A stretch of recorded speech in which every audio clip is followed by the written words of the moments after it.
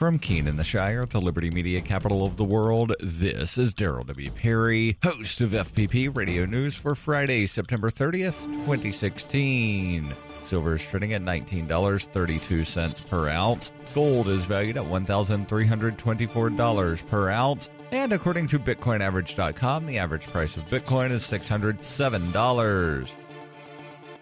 Antiwar.com reports with more and more U.S. airstrikes not only failing to hit their announced targets, but actually hitting the wrong people, the Obama administration is having growing criticism and questions about their policies, with the UN warning the U.S. to adhere to its obligations under international humanitarian law. The UN warning came in the wake of a deadly U.S. airstrike in Nangarhar, Afghanistan, which the Pentagon announced killed a bunch of the Islamic State fighters, but which government officials later revealed actually killed at least 15 civilians and wounded 12 others. The Afghan government is already investigating, and the UN is calling for an independent inquiry beyond that. Somalia's government, such as it is, also wants a good explanation for a U.S. airstrike on Wednesday in the semi-autonomous Galmudug region, which once again, Pentagon officials bragged about a self-defense strike that killed a bunch of al-Shabaab fighters, but which Somalia later confirmed killed 22 Somali soldiers. That incident, according to officials in Galmudug, appears to have been the result of officials in rival Puntland, another autonomous region, calling in the strike and telling the U.S. that the targets were al-Shabaab. The U.S. appears to not only have launched the strikes without checking with Galmudugi officials, but also publicly took credit for it before they bothered to find out who they actually killed.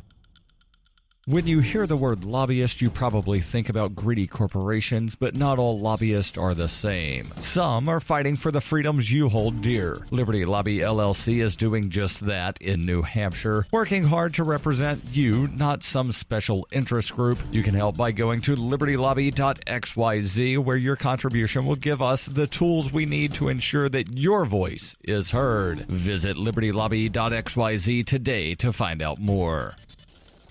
UPI reports the U.S. Labor Department finalized rules requiring federal government contractors to provide sick leave for up to 7 days per year. The White House announced the sick leave rule, along with a rule requiring companies with 100 or more workers to report how much they pay them by race, gender, ethnicity, and job category. 1 year ago, Obama signed an executive order compelling federal contractors to provide paid sick leave. The Labor Department then drafted the federal rule, which will take effect January 1st, 2017. Thomas E. Perez, the Labor Secretary, said in an interview with the Washington Post, "This is really part of a broader conversation across America about what a 21st century social compact looks like. Back in the day when Beaver Cleaver got sick and June Cleaver was home, who takes off to stay with Beaver is not an issue. In today's world of dual career couples in the workforce, our public policy has not caught up. The contractor sick pay mandate will cover about 1.1 million workers and will allow them up to 7 days of compensated time each year." The White House said nearly 600,000 employees do not currently have one single day of paid sick leave.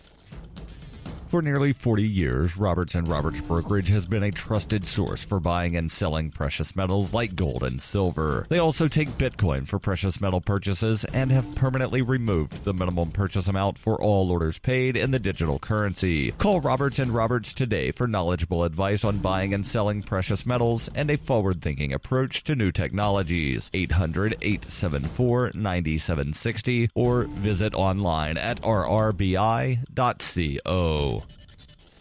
Reuters reports a commuter train plowed into a station in New Jersey at the height of Thursday morning's rush hour, killing one person on the platform and injuring more than 100 as it brought down part of a roof and scattered debris over the concourse. Witnesses described terrifying scenes as the front of the train smashed through the track stop at high speed and into the Hoboken terminal, toppling support columns and creating chaos at one of the busiest transit hubs in the New York City area. New Jersey Governor Chris Christie said one person died on the platform after being struck by debris from the crash and 108 people were injured. The train's engineer or driver was seriously injured and in a hospital and was cooperating fully with investigators. New York Governor Andrew Cuomo told a news conference it was obvious the train had come into the station too fast, but it was unclear why. A couple of hundred emergency workers spent the morning shuttling in and out of the station, some carrying the injured on stretchers to ambulances outside. A major transit hub, the historic green-roofed Hoboken station is served by the New Jersey Transit commuter trains connecting much of New Jersey with the country's largest city, as well as the Port Authority's Trans-Hudson subway-like system known as PATH, a light rail service and ferry service to New York.